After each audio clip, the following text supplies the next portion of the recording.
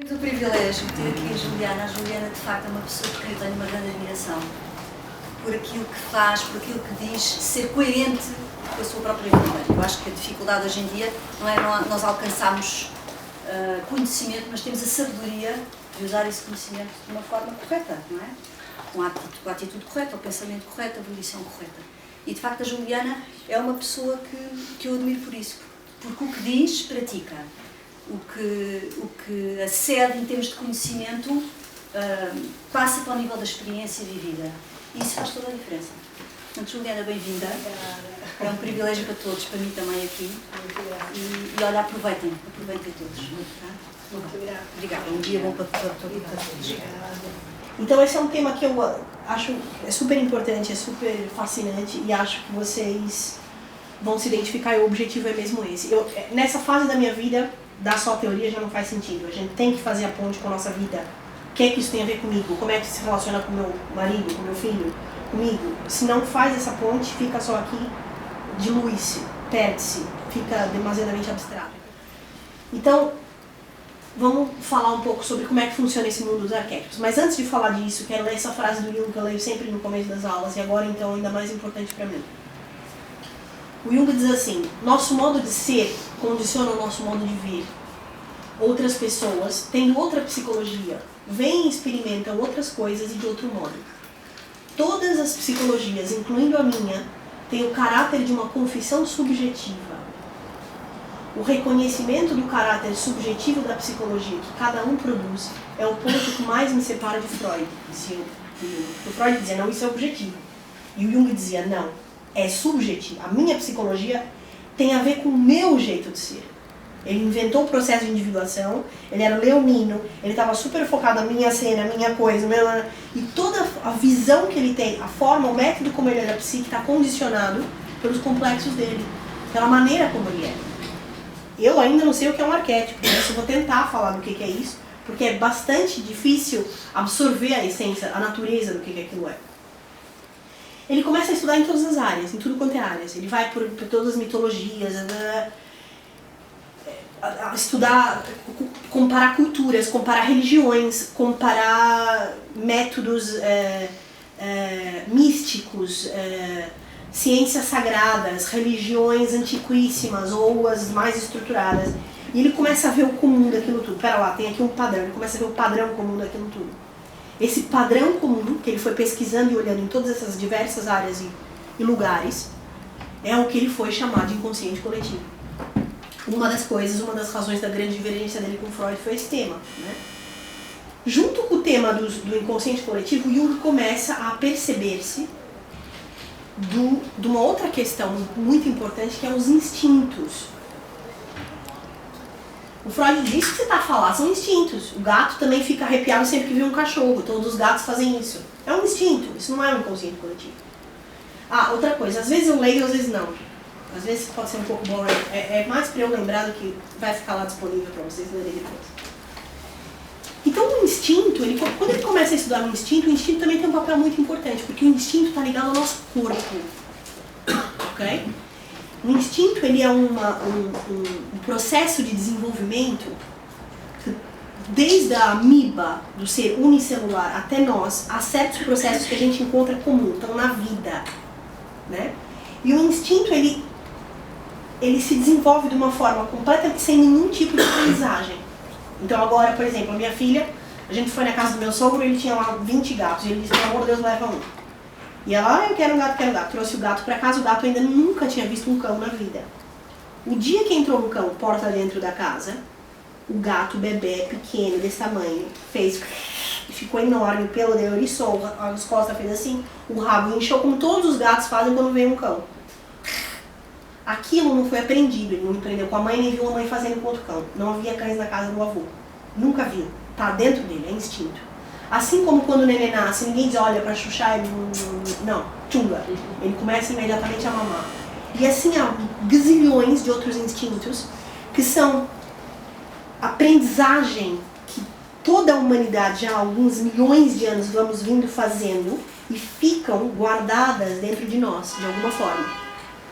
São transmitidas dentro do nosso genoma. Né? É passado passado, e vai sendo aperfeiçoado de alguma forma, e nós repetimos aquilo de forma que não há nenhum tipo de consciência. Aliás, se eu quiser controlar um instinto é muito difícil, né? Se por acaso ver uma coisa que parece uma cobra, eu dou um salto de um momento para o outro, porque o instinto de sobrevivência fala muito alto, né? Só que o instinto é como se existisse outra coisa para além do instinto. O instinto ele é guiado por uma imagem. Quando o gato vê o cão, quando aparece a imagem de um outro bicho, ele faz aquele movimento. E aquele movimento é ele próprio uma imagem. Ele sabe dentro dele, há um guia lá dentro dele. Há uma coisa que guia o instinto. Essa imagem é que é um arquétipo. Eu vou tentar falar do que é o arquétipo, do que é o inconsciente coletivo de vários ângulos, para ficar bem claro. Então, há uma imagem que guia aquele comportamento, que também tem uma emoção vinculada. Há uma imagem.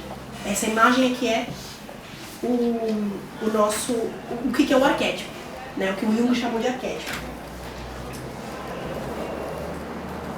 O instinto, ele está ligado a uma área na psique. O Jung dividiu a psique em 3 partes. Uma área que ele chamou de corpo, é puro corpo. Corpo. Uma área que ele chamou de psicoide, que é um lugar entre corpo e psique, entre corpo e mente, ou entre corpo e alma, né? E um lugar que ele chamou de psíquico, que é puramente no psíquico, não está no corpo. Hoje em dia, acha-se que isso pode ter distinções, mas é só para nossa descrição. Na verdade, corpo e psique são um. Os novos autores não acham que só tem corpo sem psique se o corpo estiver morto. Se está vivo, tem psique lá. A psique está toda lá. Todos esses novos autores das terapias corporais, eles dizem tudo que está no corpo, até o mais pequeno detalhe de comportamento, postura, formato, é psíquico. O corpo é totalmente um reflexo do inconsciente. Antigamente, né, dizia assim, como é que eu vou ver o inconsciente? Como é que eu vou aceder ao inconsciente? Hoje em dia a gente olha o corpo. O inconsciente é assim. A postura está assim, o tom de voz é assim, a atitude é assada. Isso tudo é psique. Totalmente a psique está toda estampada na forma como o corpo está. Mas a gente, por uma razão, várias vezes eu uso diagramas para poder explicar, né? Tentar mostrar que o instinto vem do corpo e o arquétipo está no psíquico. Então, o que acontece é que o instinto ingressa na psique através de uma imagem que serve de guia, que significa e orienta o instinto. Eu faço isso, eu dou um salto para viver. Ou se eu vejo uma criança, o instinto materno, por exemplo, é mais forte que o instinto de sobrevivência. Quanta serotonina e quanta oxitocina que está aqui a bater agora, e portanto eu consigo aturar aquele grito infernal dos diabos da criança chorando durante a noite inteira. Por quê? Porque eu tenho oxitocina. Ai, meu bebê, ai, tão fofinho, ai, meu mamãe, o peito gritado, sangrando, minha mãe. Ai, que paraíso. Como que ela consegue isso? Constelou um instinto. Bateu, o instinto está lá. Mas se o instinto não bate, é duro. Porque então tu tens que fazer aquilo tudo e aquela coisa não clicou lá dentro, por alguma razão, e pode acontecer. Ou o contrário também, não é? Bateu um instinto e eu não consigo engravidar, ou não posso adotar. Eu não tenho objeto para manifestar um instinto, cria outro tipo de neurose, muito sofredora igualmente como o anterior, né? Eu preciso estar lá e todo bebê que eu vejo, todo gatinho que eu vejo, toda coisinha que eu vejo, eu quero maternar, mas eu não tenho objeto para poder manifestar o meu instinto. Não é? Isso também vai causar... Portanto, essas desconexões acontecem na psique por várias razões. A única coisa que eu quero ler daqui é o seguinte: o arquétipo fornece forma e significado para um instinto, ele guia o instinto. E o instinto é quem fornece a energia física em bruto para as imagens arquetípicas, para ajudá-las a realizar a meta espiritual para a qual tende a natureza do homem. O que vitaliza a energia da psique é muito básico, é aquilo que Freud chamava de id, o lugar mais básico de nós, o lugar do primitivo em nós, a nossa energia mais primitiva, o animal, o bicho em nós. E ele vem do corpo e vem dos instintos. A energia que está na psique vem dali. Mas ela vem dali e entra direto na outra polaridade. O Jung dizia que era um polo ultravioleta e um polo infravermelho. O ultravioleta é o arquétipo, o infravermelho é mesmo um espectro, né? E essa energia circula dentro de nós. E é interessante a gente perceber que eles estão muito vinculados, mas não são a mesma coisa, não é igual. Tá?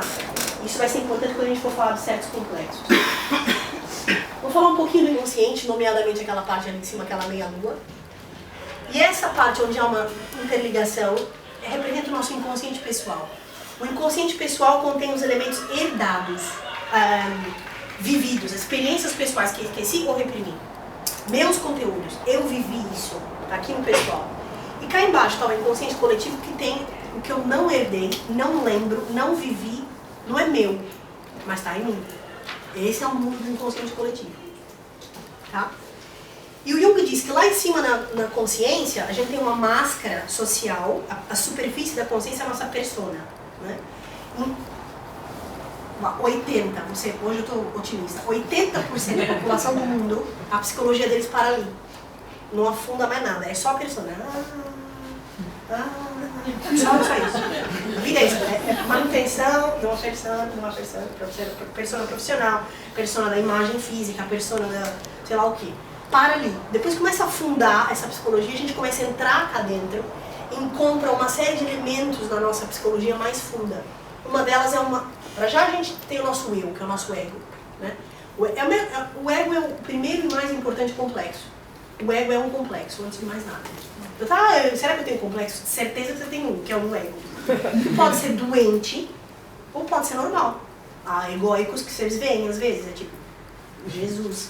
Um ego totalmente deformado, ou muito narcísico, ou coitadinho ao contrário, com complexo de inferioridade e incapacitante. O complexo do ego, né, ele tem uma espécie de anti-eu. Tudo que eu sou, o que eu gosto de fazer, como eu me desenvolvo, minhas aptidões, meu tipo psicológico, está tudo ali naquele eu. É o que eu chamo de eu. É o meu euzinho, ok? Mas é o euzinho que me acompanha a minha vida inteira. E depois eu tenho cá embaixo uma espécie de anti-eu, a minha sombra. Tudo aquilo que eu digo, eu não sou isso, eu detesto gente que é assim, isso me incomoda muito nos outros, eu reprimo para um lugar chamado sombra, que é outro complexo. Que quando a gente começa a aprofundar um pouquinho mais na psicologia, a gente começa, eu tenho isso, esse bichão aqui dentro. Quando eu começo a constatar que se alguma coisa me irrita, é porque ela tem a ver comigo. Não é porque ele é o mal, não é porque o governo é horrível, não é porque meu marido é um atrasado mental. Não. Tem a ver comigo. Ok? E depois a gente tem uma mulher e um homem interiores. Para não falar em nome. Quando eu fui dar essa palestra na Alemanha, eles quase me batiam. Ai, não digas isso, nós somos todos tudo. Pois é, então é o teu yang. Pronto, o teu yang interno, não é o teu homem interno. O teu lado masculino, mas não macho, Ups, o yang. Quer dizer homem em chinês.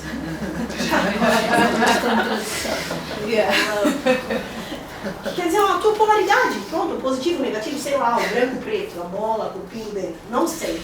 Essa coisa interna na polaridade que se projeta nos relacionamentos e tem uma forte atuação também na nossa psique, mas hoje a aula não é sobre isso. E depois nós temos nossos complexos, que são vários, eu tenho uma quantidade deles, vocês vão ver que eu até desenhei eles para vocês. Que estão diretamente vinculados a esses arquétipos do inconsciente coletivo, isso que a gente vai viver. O complexo está vinculadíssimo ao arquétipo. É a personalização do arquétipo, através da minha biografia pessoal. O arquétipo é uma coisa... Mas depois, quando ele, na minha vida, na minha história, né, ele aparece em mim na forma do complexo, que eu já vou explicar mais ou menos. E depois a gente tem o que gera estudo, o centro dos centros, que também é a totalidade, o self, o grande eu. Okay? Aquilo que começa a acontecer e desenvolver-se quando começa o processo de individuação, que o Jung dizia que era na meia-idade. O Jung dizia antes dos 40, aí, 35. Quando eu dizia 35, eu dizia que era 35. Mas agora que eu tenho quase 40, eu digo que eu acho que é depois uns 2 ou 3. Ele dizia antes da meia-idade, naquela altura era 35, o pessoal morria mais cedo, hoje é uns 40, eu sei, dependendo das circunstâncias de vida, pode ser em outras idades. Não acontece o processo... Para a revolução duradoura, exatamente, portanto vai aos 44, depois, sei lá, se calhar eu digo aos 50, eu vou viver até aos 100, sabe lá? Antes da meia-idade, o self não se desenvolve. O self fica lá encolhidinho enquanto o ego está se desenvolvendo. O ego é uma espécie, está indo ao ginásio. Uau, carreira, sucesso, família, casamentos. Com vários, geralmente não é só um. Filhos, uau, prestígio, meu lugar no mundo. Vai tentar fazer o seu ginásio, né? E chega uma altura em que ele começa a perder energia. E o Jung dizia que isso é um processo, uma iniciação sagrada, é uma depressão.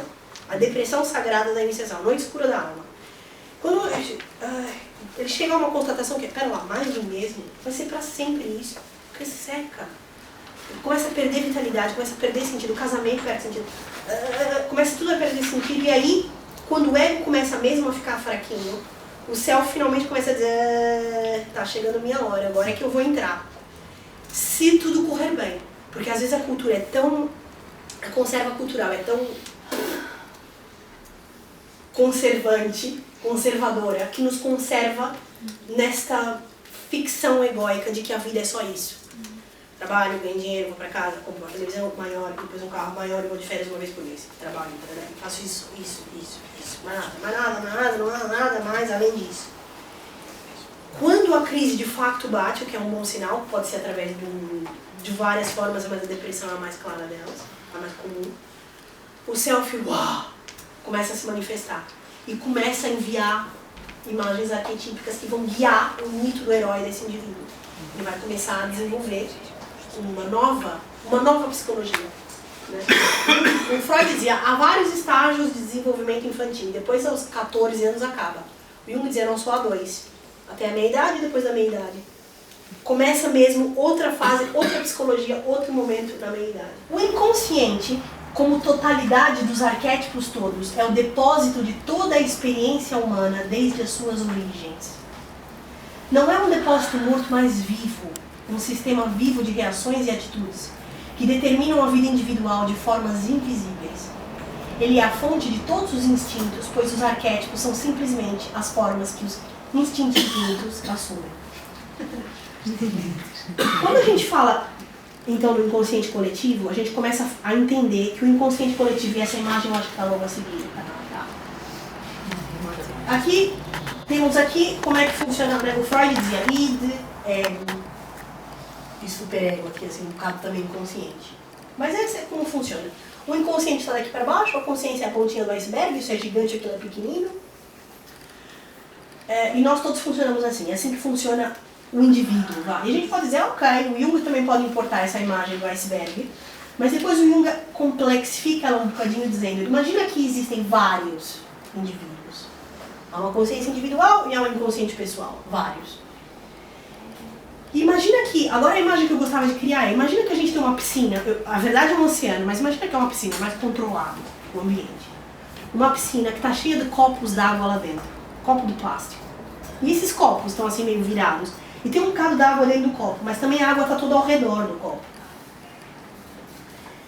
E é a piscina que é o inconsciente coletivo. Portanto, não é que o inconsciente coletivo está dentro de nós. Nós é que estamos dentro do inconsciente coletivo. Um pouco do conteúdo do inconsciente coletivo está dentro de mim.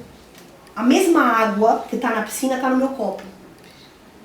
A mesma água. Mas verdadeiramente, eu é que estou dentro dele. E essa imagem é super importante para a gente entender por que certas coisas acontecem. Por exemplo, hoje em dia a gente culpa a internet, mas não sei se vocês sabem, mas há vários países que garantem que foram eles que descobriram o avião, incluindo Portugal e Brasil. Portugal diz, não, foi o português que descobriu o avião, que inventou o avião. O Brasil diz, o português foi no Brasil que inventou. E nos Estados Unidos também tem um senhor que diz, não, foi lá o fulano ciclano que descobriu o avião. E a verdade é que naquela altura daqueles 3 ou 4 meses do mesmo ano, várias pessoas descobriram o avião ao mesmo tempo. Então é muito importante entender que o arquétipo em si é uma forma vazia. Mas essa forma tem um script. Ela tem uma série, um guião dentro dela. Então quando acontece o amor, ou por exemplo o nascimento, há um script no nascimento. O nascimento é uma coisa que tem, uma coisa que acontece primeiro, uma coisa que acontece depois, e outra física, psicológica, comportamental e energética. Nasce uma criança, e pode ser nas circunstâncias mais esquisitas, a alegria vem, a gente associa a primavera. E todo o ambiente fica vivo, vitalizado, porque acontece o nascimento. Assim como acontece o oposto na morte. assim como acontece no amor, pais, mães, irmãos, todas as experiências que o humano tem são scripts, há scripts para esse processo. A gente depois vai individualizar, mas verdadeiramente aquilo é universal. Os arquétipos é essa forma, não é? Universal que todos nós temos e que preenchemos com os conteúdos pessoais. Mas é muito grande o número de arquétipos que existem. E há algumas pessoas que fizeram um esforço de descrevê-los. Isso é arquetípico, isso é arquetípico, isso é arquetípico, isso é arquetípico. Não é? E há alguns que olham e dizem, bem, se faz parte da vida, tem que fazer parte de alguma forma do arquétipo. O Jung não foi o primeiro a falar disso, o Platão já tinha falado, nas ideias platônicas é a mesma coisa, né? Mas a verdade é que a verdadeira relevância que o arquétipo tem para nós é na medida em que esse script, ele tem emoções que são scriptadas, guionadas, vamos dizer assim, comportamentos que são guionados, instintos que estão dentro dele também a vitalizá-lo, não é? E imagens, símbolos que a ele se associam. O arquétipo, a gente pode falar à vontade do arquétipo, ele é impossível de se apreender, porque ele é uma forma vazia. A única coisa que eu consigo apreender é uma imagem arquetípica. Então muitas vezes eu falo, o arquétipo do pai. E só essa expressão tá mal. Porque se eu estou a mostrar uma coisa que pode falar do arquétipo do pai, eu não estou a falar do arquétipo em si, eu estou a falar de uma imagem arquetípica. Uma das gazilhões de imagens arquetípicas que podem existir do pai. E eu estou a falar de uma delas, é uma imagem. É a única forma que eu tenho acesso. Tá? O inconsciente, quando fala conosco, a forma como ele comunica é através dessa linguagem, é o arquétipo. E eles aparecem iguaizinhos, o mesmo script, em todas as culturas. A Branca de Neve existe nos aborígenes, existe num lugar, numa tribo africana, existe na Rússia, existe na América do Sul, nos índios norte-americanos. Todos eles têm uma Branca de Neve. Uma figura igual, com uma figura materna, que elas têm um conflito, e ela come uma coisa qualquer que coloca ela num sono. Não é a Branca de Neve, é a Bela Adormecida. Não é, esquece a Branca de Neve, a Bela Adormecida. Que coloca ela num sono durante muito tempo, que depois vem uma figura masculina que dá um beijo ou faz uma coisa qualquer e ela, pum, acorda. Este processo, essa historinha, esse script está em várias culturas, em vários lugares. Não é só na nossa história. E ela é produzida espontaneamente. Ela aparece num delírio, ela aparece num sonho. O arquétipo aparece numa personificação.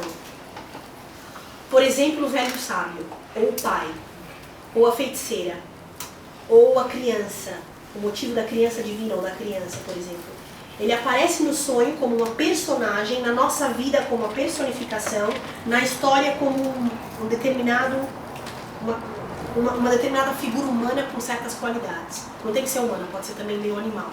Mas um personagem, pode ser mesmo um animal.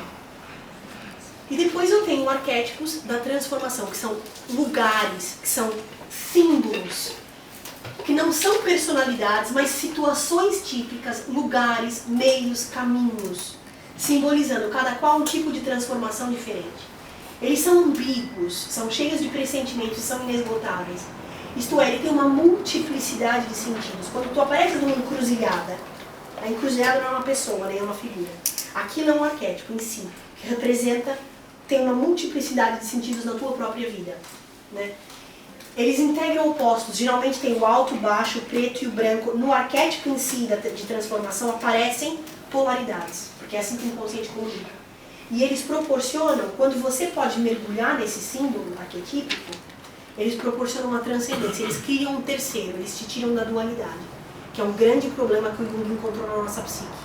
É o 2, é a polaridade. Ou é ou não é? Ou é inconsciente ou inconsciente? É a grande dualidade que se fala tanto no budismo, por exemplo. Né? O Jung dizia, bem, para sair da dualidade, tu podes voltar para a unidade, é difícil, mas pode acontecer, pode conseguir fazê-lo através de muita prática, ou podes ir para o 3, que é quando os símbolos se fundem e transcendem a polaridade.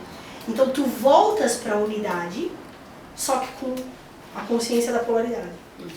Né? E é isso que essa psicologia, o exercício que ela propõe é esse.